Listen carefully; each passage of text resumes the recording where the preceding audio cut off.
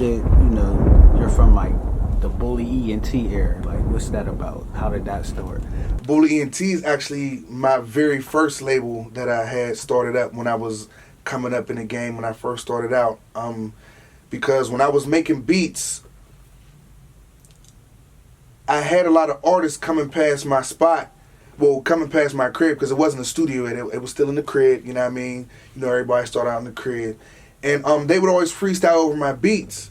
But then there would always be a couple artists that would stand out to me. And I would, at that time, I started, recruiting a couple of them, the ones that stood out to me, so I could exclusively work with them. And that's when we came up with the Bully ENT thing, Well, I was already Bully ENT, and a couple of the other artists was actually a part of other situations, but once they saw how consistent I was with my Bully ENT shit, that's when they decided to join in, Okay, so like, what artists did you recruit?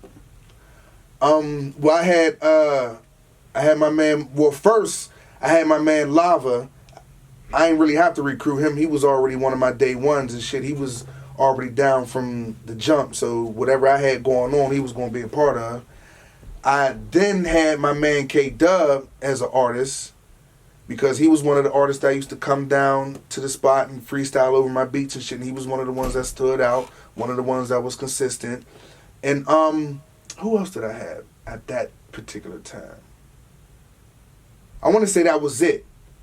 It was Lava and K-Dub because a lot of people don't know Asco was actually rapping with my man Lino back in the day. They had, I can't remember exactly what they was calling their label situation, but they had something else going on. But they was recording their music at my studio though. You know what I mean? And low-key, eventually, my man Lino ended up, he had kids, he had a family to take care of and stuff, and the music had to take a back seat. So at that point, Asco, he was young and hungry. He ain't have no kids, he ain't had no family at the time. So he was, at the studio every day like clockwork, morning, noon, and night. And eventually he became Bully ENT. And then once I got Asco, honestly, Asco recruited a lot of them. To be honest with you, I had my man Marman on the label. He from Northview because we was in Northview where we from. And my man Retro. We had my man Cho, which was the singer. He was the one singing on the tracks, killing shit. Who else? Okay, then we had Tefflon. I know a lot of people's familiar with Tefflon. Tefflon was a Bully ENT? Tefflon was Bully ENT. Asco brought Tefflon too. Actually, Tefflon, because Tefflon and Asco stayed in the same part of the hood or whatever. So every day Tefflon would see Asco coming to the studio, and eventually he would be like, yo, what's good? I'm trying to roll too. So Tefflon would come to the studio. Well, he was D-Loke. D-Loke was coming to the studio with Asco and shit, And eventually, like I said, he was consistent. He was one of the hard ones, and he became a part of the Bully situation. And actually, Asco's the one that gave him the name Tefflon because we was like D-Loke is just it's not it. It's too common. There's a D-Loke in every hood. We got to think of a real stage name and shit. And niggas was putting their ideas together, and Asco came up with the name Tefflon. I don't know if a lot of people know that backstory. And Tefflon was the last one. Okay. So is there any way that people can get the old Bully ENT music? Actually, yeah. Actually, I was just looking it up the other day. It's still on that piff.com. All you do is type in Bully ENT. Type in Bully ENT, all one word. I don't know why they did that, but type in Bully ENT, all one word, and you'll see. Actually, if you're familiar with who Bully ENT was, you'll see Asco on the covers of them because Asco's on just about every cover. Okay. Now we know, rest in peace, Tefflon. And we also know that Asco still makes music. Do the other artists still make music? Yeah, my guy Retro still makes music. And Lava, he's trying to get back into the music, but he more so got on the business side of it and fell in love with the business side of the game. But he's trying to get back into the music side of it though. And I want to say that's it. Because my guy Marman, you know, started his own business and everything, so he kind of left the music alone a little bit once he started, you know, running his own business and everything. And that's, yeah. I think that's it. Yeah. Asco definitely still doing his thing. Okay, so like, what caused the transition from Bully ENT to Loud Pack ENT?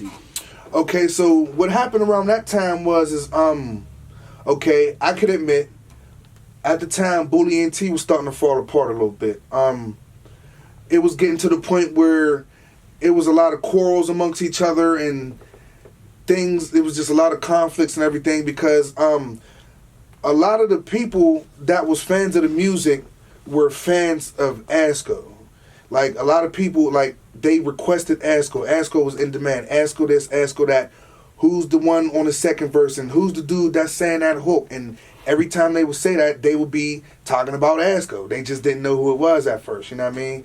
And to be honest with you, at that point, I can admit this too, I kind of started playing favoritism to Asco, you know what I mean? Like, there was a couple times where I got Asco a couple solo shows where it was just all about Asco and not about the group, and, you know, shit like that was happening, and a couple of the other group members kind of didn't appreciate that. You know, at that point, I kind of needed people to, quote-unquote, play their role, but everybody wanted to be the front man. Everybody wanted to be the poster artist, and at that time, you know, the people's champ, the people's choice was Asco. Mm-hmm. You know what I mean? And at the same time of everything going on, Asco is noticing the resistance and, you know, the, I guess, jealousy, I guess we could call it. And Asco was actually linking up with an artist named Freezy. And Freezy was recording down on the north side in Spring Garden or whatever at my man Twan's spot, which was one of the other Loud Pack studios. Well, it eventually became one of the other Loud Pack studios.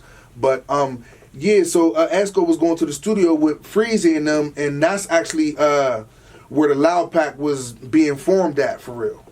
And to be honest with you, it was like once Asco started going to the Loud Pack situation, he wanted to be a part of that situation. He wanted to, you know, be around people who, you know, appreciated him, wasn't jealous of him, and wasn't trying to, you know what I mean, fight for his position or compete for his position, I should say. You know what I mean? Like, he was around people who accepted him and people who wanted to work with him and wanted him to flourish and everything as an artist, you know what I mean? So he wanted to be down in the Loud Pack situation. So it was like, at the same time of him, you know, wanting to be there and me, you know what I mean, me feeling the same way he feel pretty much because, like I said, I started playing favoritism to him, so he was my favorite artist at the time. He was the one that I was, you know what I mean, putting everything behind and everything, and he was the one that I was trying to make solo projects for and everything. So, I mean, we both just, you know what I mean, picked up and went to the Loud Pack situation, you know what I mean? Like, he was the Loud Pack artist, and like I said, I'm one of the Loud Pack producers, you know what I mean? Okay, so Asco was like the first artist on Loud Pack. Is that correct? Yeah, technically, yeah. Because when he was going to the studio with Freezy actually had his own situation going on. It wasn't no Loud Pack situation. Freezy had his own label situation. Like I said, Loud Pack was actually still just an idea at the time. We were still discussing things and putting ideas together and everything. You know what I mean? Okay. And you know, Big G is also part of the Loud Pack as well. How did that come about? Well, to be honest with you, see, Asco deserve a lot of credit, man, because actually when we was doing our Bully ENT thing, Asco had brought Big G up to Northview to our studio and shit to, you know, introduce him to us and, you know what I mean, let us know, like, yeah, here's another producer that I, you know what I mean, possibly want to work with and somebody that possibly you could collab with, Big Just, and, you know what I mean, he brought him up to the studio and that was history. SmugTV